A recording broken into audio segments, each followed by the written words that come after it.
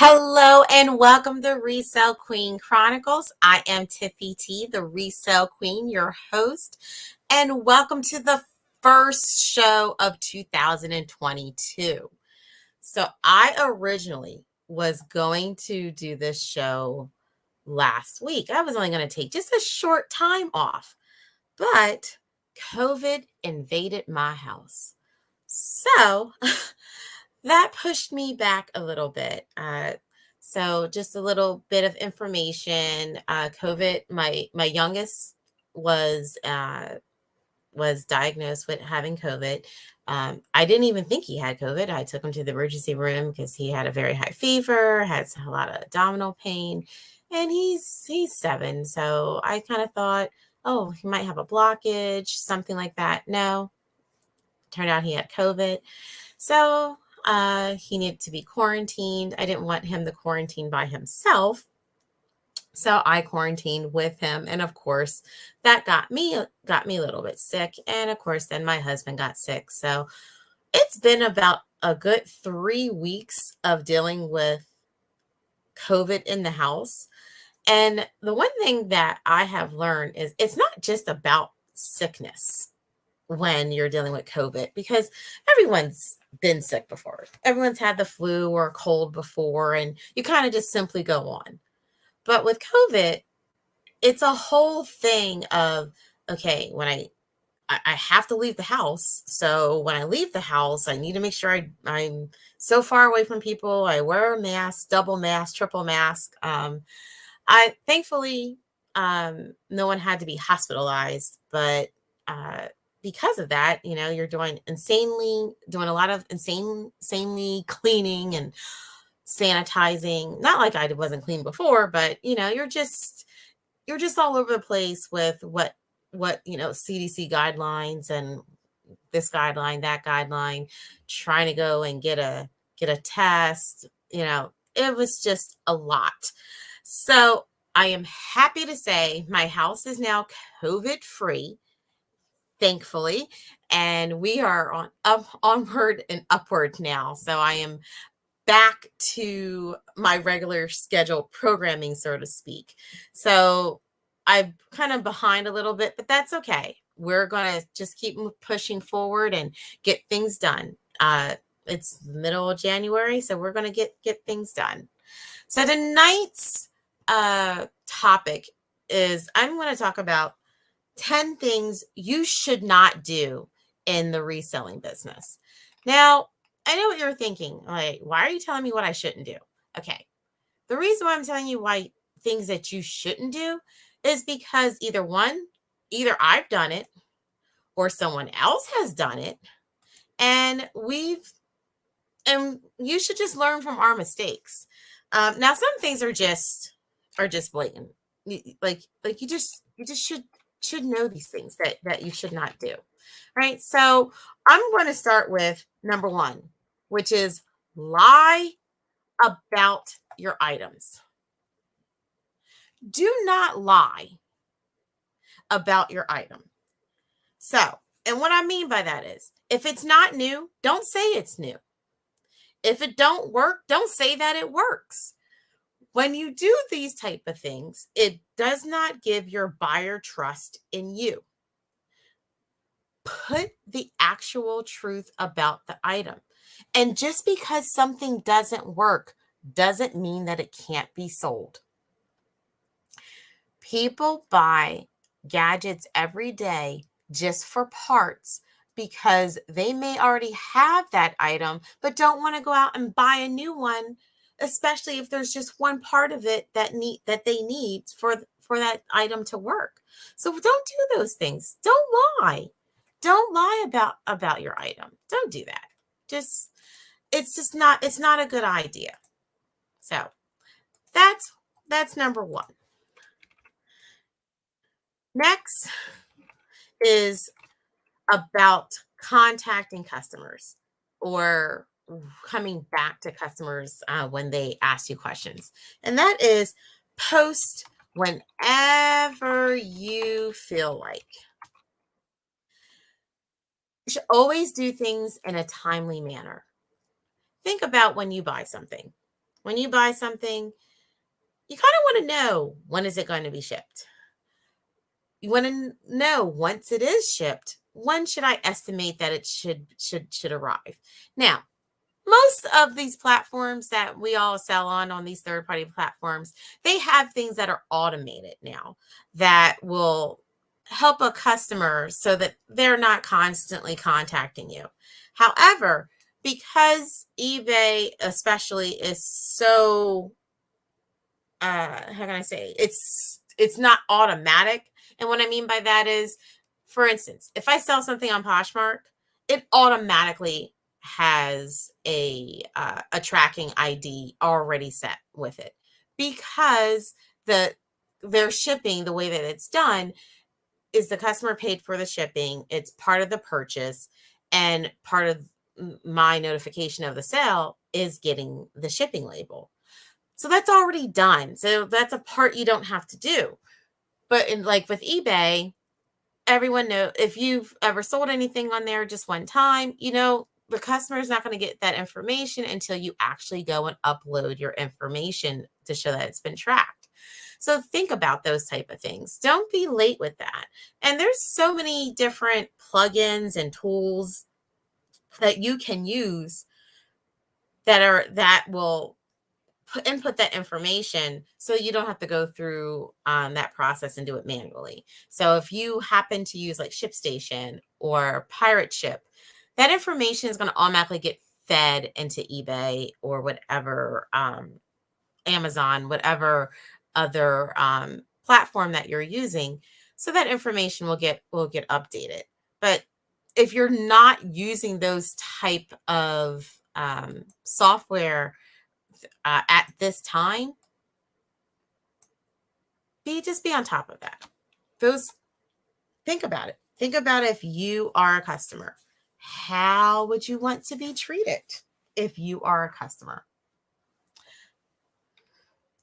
So one of the other things that on the same wavelength is just not responding to customers.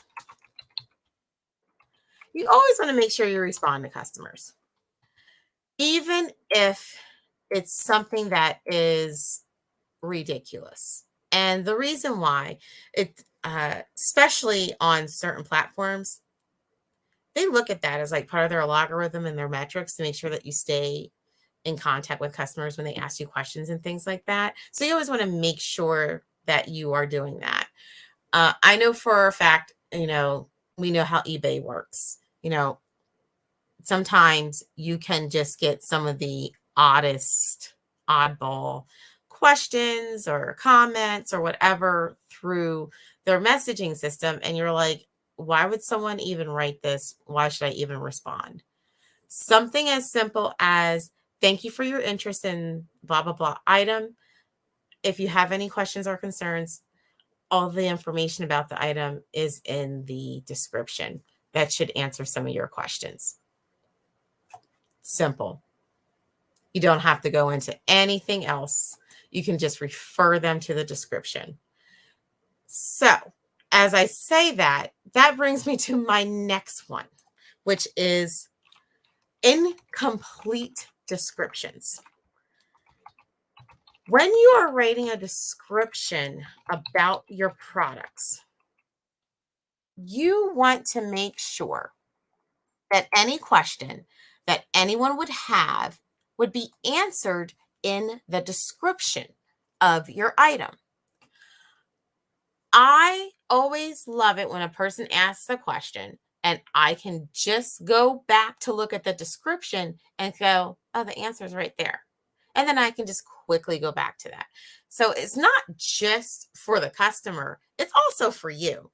I don't know about you. I just on one eBay account right now, I think I have over 3,000 or 4,000 items. I can't answer off the top of my head what is up with every single item. I just don't have that information readily available to me at all times. And this also keeps you from having to waste your time of having to go out and look at the item, or if it's in storage, and figure this out for the answer. If you do all of this stuff when you are making your listing, you won't have this problem. And so keeping on the same thread of that is not having enough pictures. You need to make sure that you have enough pictures of the item that you are selling. You want to have close-up pictures, pictures from a distance, one from the left view, one from the right view, a top view, a bottom view, a side view. You might think I'm crazy. Not only do you want to do that, sometimes I'm going to give you guys a couple things to help you out. Let's say you want to explain how the size of something. Let's say something happens to be, let's say it's a button, but it's a smaller button or a bigger button. You might want to take like a coin, either a penny, a nickel, a dime, or a quarter, and put it next to it so they can see how big or how small that is. Maybe you have a color that could be questionable. Getting a pack of crayons and having that crayon right next to the item is actually a really great idea. I got that from someone probably 7-8 years ago. I don't know who it was. I just happened to see it in somebody's pictures on their listing. And I said, oh, that is genius. And I've never forgotten that. So always take more pictures than what you need, because you may not realize that could be helpful later. And it all just keeps coming back to, if you need to communicate with the customer, you have all the things there that you need so that you can give them an informed answer without wasting your time trying to find the item. You can just look at the listing and answer their questions. And I know what you're thinking. Well, if the answer is right there, why do I have to answer it? Look, we all know people don't read. People don't take the time to handle all that. They just see something and they automatically got questions because they've been burned once before, and they just want to know that you're going to take care of them. So just take care of them. And we will be right back after this. Shipping can be complicated and time-consuming, but it doesn't have to be that way. Welcome to ShipStation, a web-based shipping software for online retailers. Input orders from wherever you sell and create labels for however you ship, all in one place. With our powerful automation tools, mobile app, and branded tracking page, you can focus less on shipping and more on growing your business. With ShipStation, you save both time and money. Let's get ship done. Get started with ShipStation today. Click the link in the description box to receive a special discount from ShipStation. And we are back. Welcome back to ResellQueen Chronicles. I am Tiffy T, your host. And today's topic is, we are working on talking about 10 things that you shouldn't do in the reselling business. So I'm just going through some things that I want to use the word, the most egregious things that you can do in the reselling business that you should not do. Next up, don't sell trash. Really. I really, really mean that. Don't sell trash. I mean, and I know that earlier I said, just because something doesn't work doesn't mean you can't sell it. But no, really, don't just sell trash to people. If there really, really, really, really, really, truly is not a value, if there's no value to it, none whatsoever, don't try to sell it. I'm serious. Don't do that. The only thing it's going to do is cause you problems later on. Now, going back to what I talked about before, you want to make sure that you put things in the description box. So if for some reason, if it's ugly, it doesn't work, but maybe it can be salvageable, you put that information in the description box. I'm serious. I'm serious there. Okay. So the next one, and this one might be a little controversial, is refuse to give discounts. So you may say, but I'm in this to make money. And I'm going to say, yes, you are.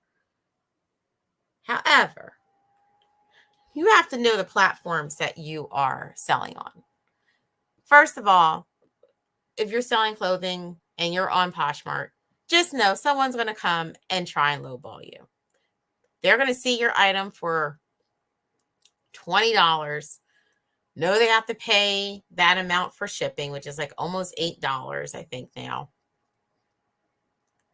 So for your item, they're going to pay almost $30. So they may say, hey, can I get reduced shipping? Can I get this lowered to $10 with reduced shipping? Now, if your item has been there a while and you want to just get rid of it, sure, get rid of it. But, make sure that you're going to make your money back. If a person gives you something that is reasonable, a reasonable negotiation, accept it. Because if not, it might just be sitting there. And you may say, but I'm waiting to get the full amount that I want to get. Yes, you are. Nothing wrong with that. But while you're sitting there waiting for that item to sell, months upon months upon months, you could have sold it and bought something else that could have continued to be sold month after month versus the item sitting there in your inventory, not making you any money.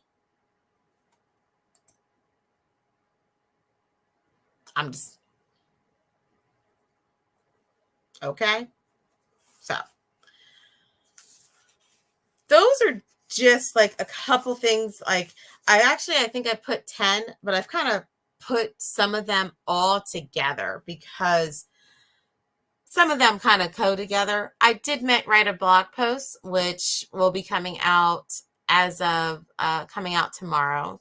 Today we're taping this on January 19th. So January 20th, it will be dropped. I have a blog post that goes through all of this if you would prefer to read. But really, you want to just make sure that your listings, another thing is to make sure that your listings aren't ugly. And what I mean by that is you don't want there to be like all these different colors, writing in capitals, those type of things. You just want it to look professional. Think about your favorite store or a store that you like to go to online other than like Amazon. Go look at how they have the descriptions and the information that they have on items that you like, that you buy online, and just follow that same format. I always believe if it's already been blessed by somebody else's legal, I think I can adopt that practice too. So look at how they follow. They may give you like a little witty description and then give you a bullet point and then maybe give you dimensions, and then maybe some ideas, things like that. Think about that when you're doing your descriptions.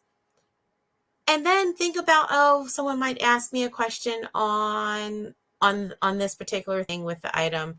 Let me put that information already in there. Like for instance, as I talked about before, I sell some MLM items because I belong to some MLM companies that have allowed us now to sell on third-party websites like eBay and such. And I put on my listings, this item will not be drop shipped. And I do that because sometimes people get concerned about that. They get concerned that, they're going to put the order in with the company. I'm going to have to wait for the company to ship it. It may not follow the same protocol as eBay or Amazon, which obviously you shouldn't be doing. You should not be doing those things, in my opinion, without customers knowing. But that's a whole nother topic.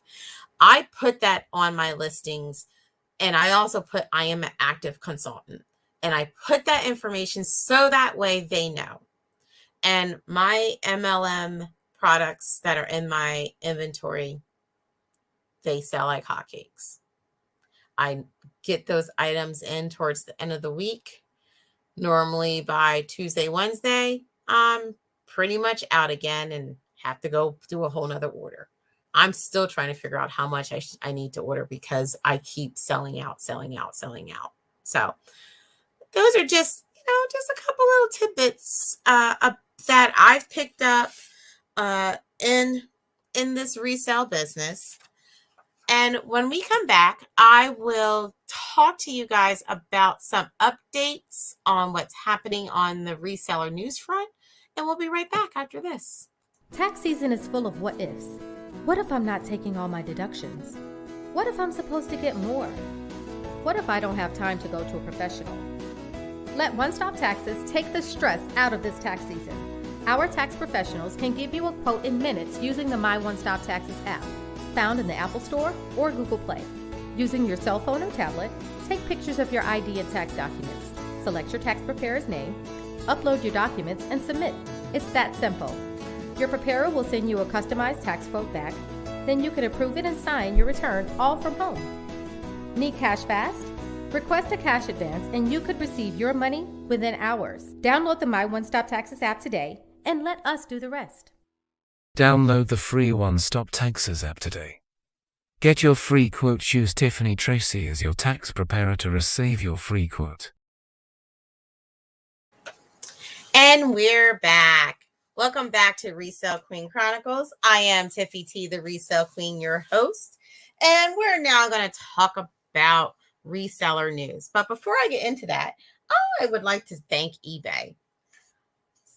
eBay sent me some swag.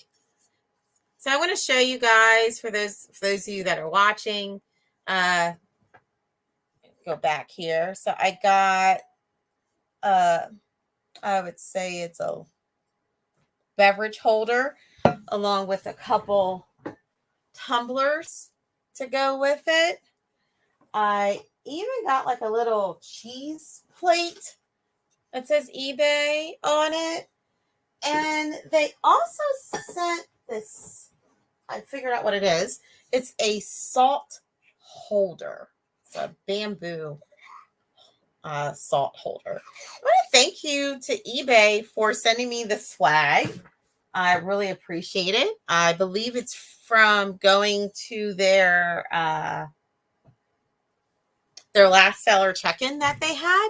So thank you, eBay. Thank you so much for the swag. I really appreciate it. I've already been using it. Thank you, thank you, thank you. So moving right along. Let's stay on the topic of eBay. So before I went on hiatus, there were eBay Facebook groups that were being shut down. So everyone thought, oh, eBay is getting these Facebook groups shut down. And it's really odd because I'm in an eBay group that is ran by eBay employees for eBay sellers. And I thought that was kind of odd. I'm like, oh, I would think it would be a great way for them to get information that's, unsolicited, of course, but it's a way of getting a pulse of what's going on. So, but eBay, they took to their social media and also their like blog newsletter section to say they did not request this. And they were actually working with Facebook to get those Facebook groups reactivated. If you follow me on social media, I did post a story about it and also posted whatever eBay posted about it. But if you're not aware what happened, eBay said there was a recent removal of seller groups on Facebook, and it was not the result of any official eBay requests, but the matter, it still remains a mystery. This happened on December 29th. eBay published a post on its discussion board stating that it became aware of that a small number of Facebook groups with eBay in the name were removed from Facebook a few days ago. On Thursday, it published an update informing sellers it was continuing to work with Facebook on the matter. They said, our team has been working with Facebook to understand why these seller groups were removed, and most importantly, to reinstate them. So I'm kind of happy about that they are trying to work with Facebook to get those groups back on. I am in a couple groups that are related to eBay. I'm in a eBay group that's for information on people that you should block. So it's like a seller beware group, which I love that group.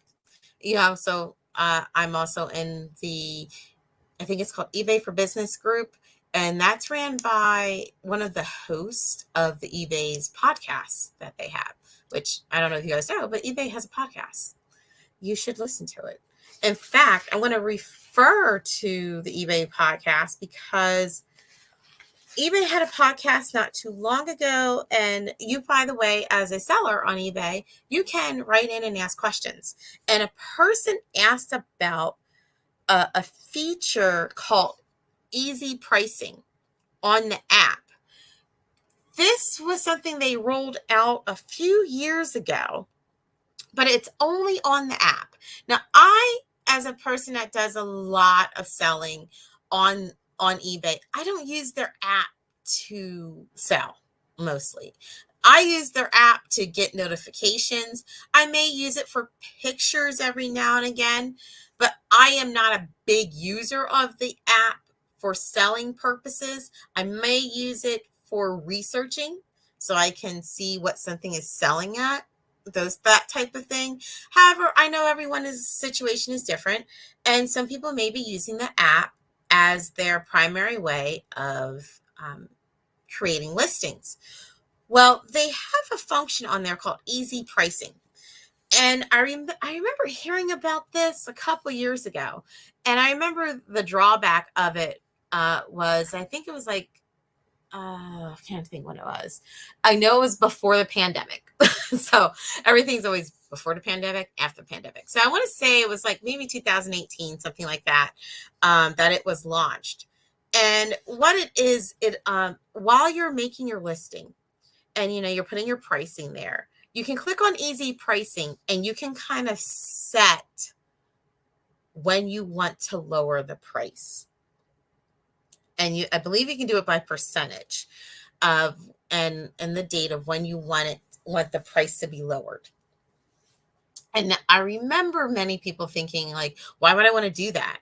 Because then if a person wants the item, they're just going to wait for the price to be lowered. And, if they're a watcher, they'll get notification that the price dropped.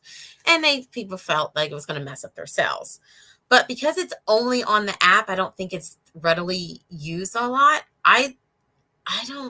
It's been a long time since I've actually made a listing on the app. I need to see if it pops up. But from what I understand is that if you tend to not use the feature on the app, it won't continue to be there for you. So just wanted to bring you guys that information. So if anyone uses eBay app primarily just for creating your listings, I'd love to hear from you and see how you feel about it. I am not a big fan of their app. I feel like their app still needs some work. I think, in my opinion, that they need to do the same thing that Amazon did. And Amazon has its own app for sellers, and that's all it's for. You cannot purchase anything on it. It's just for sellers. I feel like eBay needs to do the same thing and create an eBay seller app.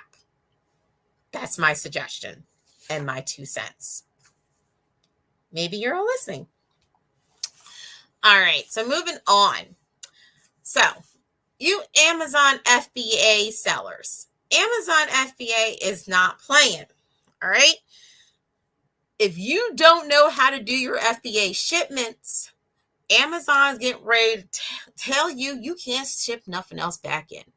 Okay, so a new report with Amazon. I'm sorry. So a new report has been filled with some factoids about Amazon fulfillment. Amazon warns sellers that are enrolled in the FBA program. That's a Fulfilled by Amazon program. So that means you get all your items, you list it, and you make a shipment and you send it into Amazon fulfillment centers so they can ship it to your customers. Okay. So FBA program not to send canceled or deleted shipments to its fulfillment centers. Not only might it reject such shipments, but it warned your ability to send us additional shipments may be suspended. And this is their new policy as of April 1st, 2022. Honestly, I've never had this problem. The only problem I've ever had every now and again when I've done sending shipments in is if you send it to the wrong place. And what I mean by that is, when you do an Amazon shipment, for me, I either get 3 or 4 different fulfillment centers that they have to go to. And I have done this in the past, in my early years, where I have sent the wrong stuff to the wrong fulfillment center. So, and I've had that be okay. I've never got suspended for that or anything like that. And I don't even think I even had to come up with a plan. I just basically had to reconcile it, and that was kind of it. Now, I don't know what happens now because I haven't done it in a while, I haven't had that issue in a while, but I've made that mistake in the past where I've sent the wrong items to the wrong fulfillment center. And for those who are like, oh, I don't know how that all works. So when you go in to create your shipments for sending into the fulfillment center, you're normally going to get about 3 different places to ship it to. There is an option that you can click so that you can send it to some place that's more local. I don't suggest it. And the reason why I don't suggest that is because then after your stuff gets there, then your stuff is going to go through Amazon's logistics process to get it all over the country. Because the purpose is so that when someone orders from Amazon, regardless of where they live, they can get the item as quick as possible. So that is why Amazon will have 3, 4 different fulfillment centers that you need to ship everything to because they want to spread it out. Now, I happen to live in Virginia. When I do a shipment, sometimes I will get a place that is close by because I know that is a major hub. Sometimes I will get North Carolina, normally get Kentucky, and then you may also get Vegas. I think I've gotten Vegas or somewhere in the West Coast. I think Arizona also. So might be wrong about all the different states on the West Coast or California. That's another one that I end up having to ship things to. And it makes sense. So they're making sure that they have stuff on the East Coast, the West Coast, and in the middle. So you want to make sure that you make it simple. You don't want to mess up your process for selling. You don't want to do that. So April 1st, ship up or ship out when it comes to your shipments. So Ooh. All right, so just a little bit of information since we're talking about Amazon fulfillment centers. So at the end of next year, it's actually at the end of next year, which is 2023, Amazon will have at least 355 large warehouses and sorting centers in the United States that total to approximate 319 million square feet. I can say for me, where I happen to live, I live in the boonies. I live in the country. The closest Amazon warehouse to me used to be about an hour and a half. Now we're getting ready to have one that's less than a half hour away. They are making strides. They are definitely investing, because I know when with my mom, I have ordered things for her from Amazon, and because she doesn't live that far from Philly, sometimes she gets her stuff the same day off of my Prime account. So, and I know, like, in places like in New York, you can get it within literally hours sometimes. So they are really trying to make sure that they can have the accessibility to get things to people as soon as possible. So, California actually has the largest number of warehouses in any state. However, the centers are most concentrated in the Northeast, specifically New Jersey and Pennsylvania, which makes sense. States with the least Amazon warehouse space per capita are Iowa, Idaho, and Nebraska. States with the most Amazon warehouse space per square footage is California, Texas, and Illinois. Makes sense. So that's just a little bit of factoid information about Amazon warehouses. With the pandemic, I don't know when they're going to start this back up, or if they have started back up. If you ever get a chance to go inside an Amazon warehouse and see how the cookies are made, go. That's all I'm going to say. So on today's show, we're going to recap. We talked about some of the things that you should not be doing in your reselling business. Then we went over some reseller news, give you some updates. I think we had a really good show. Until next time, I will see you guys later. Bye.